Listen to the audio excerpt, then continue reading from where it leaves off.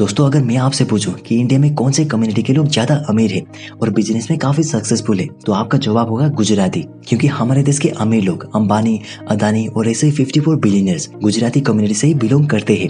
अब आपके मन में एक सवाल आया होगा कि गुजराती लोगों को ऐसा क्या सीक्रेट पता है जो कि बाकी लोगों को पता नहीं है। तो आपका इस सवाल का जवाब देगा मोनिश पबराई की फेमस बुक द धंधो इन्वेस्टर, जिस बुक से हम कुछ लेसन्स और इन्वेस्टिंग के सीक्रेट जानने वाले हैं। तो इस वीडियो को एंड तक जरूर देखना और वीडियो को भी लाइक जरूर करना। इससे हमें मोटिवेशन मिलती है आप लोगों के लिए ऐसे वैल्यूएबल कंटेंट बनाने के लिए। दोस्तों, हम हमेशा से यही सुनते आ रहे हैं कि अगर हमें ज्यादा रिटर्न्स कमाना है तो हमें रिस्क भी ज्यादा ही लेना पड़ेगा। बट ये बुक बताती है कि हमें ज्यादा रिटर्न्स कमाने के लिए ज्यादा रिस्क लेने की कोई भी जरूरत नहीं है।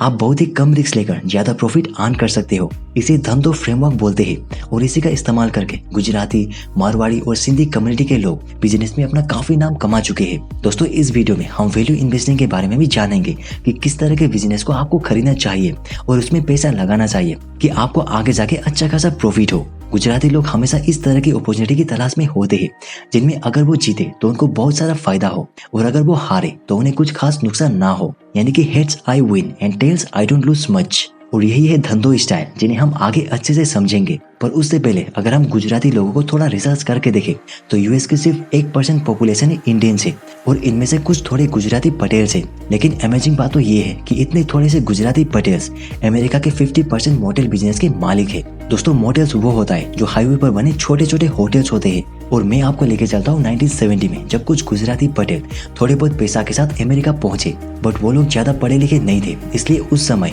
उनकी टूटी फूटी इंग्लिश के साथ उन्हें कोई अच्छा जॉब मिलना बहुत ही ज्यादा मुश्किल था और वो बिजनेस करने की सोचते हैं। फिर इनको मोटेल बिजनेस में बहुत बड़ी अपॉर्चुनिटी दिखती है क्योंकि उस टाइम पेट्रोल के दाम बढ़ने की वजह से लोग ने घूमना फिरना और ट्रेवलिंग करना बंद कर दिया था, जिस वजह से मोटेल के दाम काफी सस्ते हुए थे। और जो लोग मोटेल खरीदना चाहते थे उन्हें बैंक्स 90% तक की लोन दे रही थी। तो उन्होंने बैंक से 90% लोन लेकर अपनी बची कुची सेविंग्स को लगाकर मोटेल खरीद लिया, क्योंकि उन्हें पता था कि आज नहीं तो कल लोग वापस से ट्रेवल करना स्टार्ट करेंगे और उनके मोटेल में आना जाना शुरू हो जाएगा। और ऐसा ही हुआ, लोग वापस से घूमना फिरना शुरू करने लगे और उनके मोटेल बिजनेस में अच्छा खासा प्रॉफिट होने लगा। तो चलिए अब समझते हैं कि क्लासिकल धंधो फ्रेमवर्क होता क्या है और वो 6 रूल्स क्या है जिन्हें फॉलो करके आप कम रिस्क लेकर कोई भी बिजनेस में ज्यादा प्रॉफिट बना सकते हैं। पर दोस्तों, पहली रूल में जाने से पहले अगर आप ऐसे इंटरेस्टिंग तरीके से फाइनेंस और बिजनेस मास्टर करना चाहते हैं तो इस चैनल को जरूर सब्सक्राइब करें। Rule number 1, buy existing business. धंधो फ्रेमवर्क का पहला रूल ये है कि ऐसे बिजनेस को खरीदना या उनमें पैसा लगाना जो सालों से चले आ रहे हो, क्योंकि किसी भी बिजनेस को स्टार्ट करने में बहुत ज्यादा पैसा, टाइम और एफर्ट लगता है और आप कुछ नई चीजें ट्राई करने की सोचते हो और अगर लोगों को वो चीज पसंद नहीं आती है तो आपको बहुत बड़ा नुकसान हो सकता है। इसलिए पटेल्स ने जो एग्जिस्टिंग बिजनेस थे उन्हें खरीदना स्टार्ट किया। वो इनोवेशन करने या कुछ अलग करने नहीं निकले, क्योंकि इनोवेशन करने में बहुत ज्यादा टाइम और पैसा लगता है जो उनके पास था ही नहीं। इसलिए उन्होंने जो पहले से बिजनेस चले आ रहे थे उन्हें खरीदना शुरू किया। इसलिए अगर आपको नया बिजनेस शुरू करना है तो आप अपने आइडियाज लगा सकते हैं, लेकिन आपको वही करना होगा जो लोगों को पहले से ही पसंद हो। और अपने पैसे इन्वेस्ट करते समय भी उन्हीं कंपनीज में इन्वेस्ट करनी चाहिए जो सालों से चली आ रही हो, जिसमें आपके पैसे कमाने के चांसेस अच्छे रहते हैं। Rule number 2, invest in simple business. दोस्तों, वॉरेन बफेट कहते हैं कि हमें ऐसे बिजनेस में इन्वेस्ट करनी चाहिए जिनका रेट ऑफ चेंज काफी स्लो है। एग्जाम्पल के लिए टाटा, रिलायंस या एप्पल, ये ऐसे ब्रांच है जो सालों से चले आ रहे हैं और आगे भी सालों तक चलते रहेंगे। और वहीं दूसरी तरफ ऐसे काफी सारे कंपनीज होते हैं जिनका बिजनेस मॉडल अच्छे से समझ में नहीं आती है। वो मार्केट में आते ही ट्रेंड में रहने लगते हैं, फिर 2-3 साल बाद उनका कोई अता पता नहीं होता है। इसलिए मोनिश पबराई कहते हैं कि हमें अपने पैसे उन्हीं कंपनीज में इन्वेस्ट करनी चाहिए जिन्हें हम अच्छे से समझ सके और जो रातों रात चेंज ना हो। Rule number 3, invest in business with happy discount. दोस्तों, जब 2020 में कोरोना काल चल रहा था तो काफी सारे लोग स्टॉक को बेचकर मार्केट से एग्जिट मार रहे थे और वहीं कुछ लोग उस टाइम में अच्छे अच्छे कंपनीज के शेयर डिस्काउंट प्राइस में लेने लगे। फिर समय बीतने के बाद उनको बहुत ज्यादा प्रॉफिट हुआ। इस तरह से आपको स्टॉक तब खरीदना है जब मार्केट नीचे की तरफ जा रही हो, क्योंकि उस समय हो सकता है कि आपको किसी अच्छे कंपनीज के स्टॉक सस्ते में खरीदने को मिल जाए। ऑथर बताते कि हमको इंट्रिंसिक वैल्यू कैलकुलेट करके ही किसी भी बिजनेस या कंपनीज में इन्वेस्ट करनी चाहिए और ये अप्रोच हमेशा अपने पैसे खोने के रिस्क को बचाए रखता है और हमें सेफ्टी प्रदान करता है। अभी इंट्रिंसिक वैल्यू होता क्या है? मान लेते कि किसी भी कंपनी का शेयर का इंट्रिंसिक वैल्यू है 100 रुपए और वो शेयर अभी 110 रुपए में मिल रही है, तो आपको तब तक वो शेयर नहीं खरीदना चाहिए जब तक उसका प्राइस लगभग 60-70 रुपए तक ना आ जाए। तब आप उस शेयर को इंट्रिंसिक वैल्यू से कम में खरीदोगे और जब उस शेयर का प्राइस बढ़ेगा तो आपको अच्छा रिटर्न्स मिलेगा। रूल नंबर 4, धंधो आर्बिट्रेज। दोस्तों मान लो कि अगर आप कोई भी स्टॉक 30,000 में खरीदते हो और 1 साल बाद उसकी प्राइस बढ़ के 40,000 पहुंच जाती है, तो आप उस स्टॉक को 40,000 में बेचकर 10,000 का प्रॉफिट कमा लोगे। उसी तरह से आपको कोई भी चीज दिल्ली में 10,000 रुपए की मिल रही है और आप जिस भी सिटी या गांव में रहते हो वहां उसकी कीमत है 15,000 रुपए, तो आप उस चीज को दिल्ली से खरीद कर अपने सिटी में बेचकर 5,000 रुपए का प्रॉफिट कमा सकते हो। और इसी अप्रोच को आर्बिट्रेज कहा जाता है, यानी कि अलग अलग टाइम और अलग अलग समय को यूज करके प्रॉफिट कमाना। इस तरह से आप भी आर्बिट्रेज का इस्तेमाल करके किसी भी चीज को एक जगह से दूसरी जगह पे बेचकर प्रॉफिट अर्न कर सकते हो।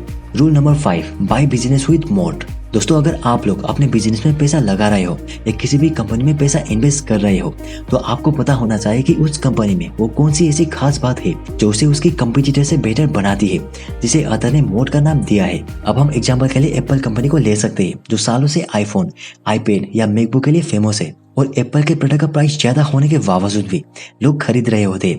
अब ऐसा नहीं है कि जो फीचर्स आईफोन प्रोवाइड करता है वो और मोबाइल फोन प्रोवाइड नहीं करते। आज के जमाने में मार्केट में ऐसे काफी सारे मोबाइल है जो आईफोन से बेटर है, फिर भी लोग आईफोन ही खरीदना पसंद करते हैं। अब क्योंकि एप्पल की ब्रांड इमेज ही कुछ इस तरह की है कि लोग चाहकर भी उसे इग्नोर नहीं कर सकते, इसलिए ऐसे बिजनेस सालों साल चलते रहते क्योंकि लोगों को उसकी ब्रांड में भरोसा होता है और लोग उसकी प्रोडक्ट की यूज करना पसंद करते हैं। इसी तरह से हर बिजनेस के पीछे छुपा हुआ एक मोड होता है। अगर आप कोई भी नया बिजनेस स्टार्ट करना चाहते हैं या फिर किसी भी कंपनी का शेयर खरीदना चाहते हैं, तो आपको देखना चाहिए कि उस बिजनेस के पीछे छुपा हुआ मोड क्या है और कस्टमर क्यों उस कंपनी के प्रोडक्ट को यूज करना चाहेंगे। Rule number 6, bet happily when odds are in your favour.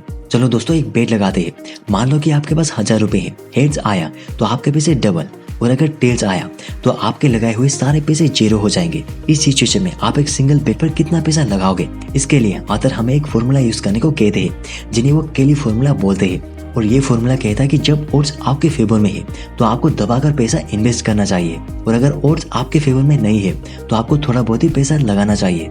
मतलब कि ऐसी सिचुएशन में अपने पूरे 1,000 रुपए लगाने के बजाय सिर्फ 20% यानी कि 200 ही लगाना चाहिए, क्योंकि अगर आप हारे तो आपको ज्यादा से ज्यादा 200 रुपए का ही नुकसान होगा। जिस तरह पटेल्स ने रिसेशन के टाइम पे जब मोटर सस्ते में मिल रहे थे और बैंक 90% तक का लोन दे रही थी, तो उन्होंने उस अपॉर्चुनिटी को हाथ से जाने नहीं दिया और अच्छे से इन्वेस्ट किया, क्योंकि उन्हें पता था कि ज्यादा से ज्यादा क्या होगा, उनके 10% पैसा ही तो जाएंगे।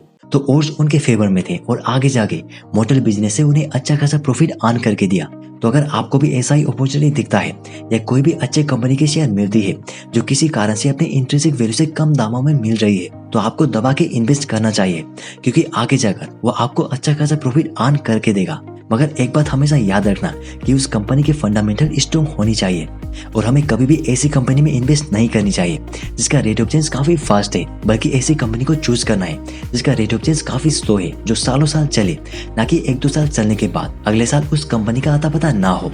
दोस्तों यही थे क्लासिकल धंधो फ्रेमवर्क और मोनिश बर्वाई की बुक धंधो इन्वेस्टर के कुछ इंपॉर्टेंट लेसन्स। अब इन लेसन्स को आप अपनी सीमित ना रखें, इसे ज्यादा से ज्यादा शेयर करें और फाइनेंस और बिजनेस के नॉलेज पूरी इंडिया में फैलाने के लिए मुझे मदद जरूर करें। दोस्तों ये वीडियो आपको कैसा लगा कमेंट करके जरूर बताएं और चैनल पे नए हैं तो सब्सक्राइब जरूर करें। फिर मिलते हैं अगली इंटरेस्टिंग और वैल्यूएबल वीडियो के साथ, तब तक के लिए जय हिंद।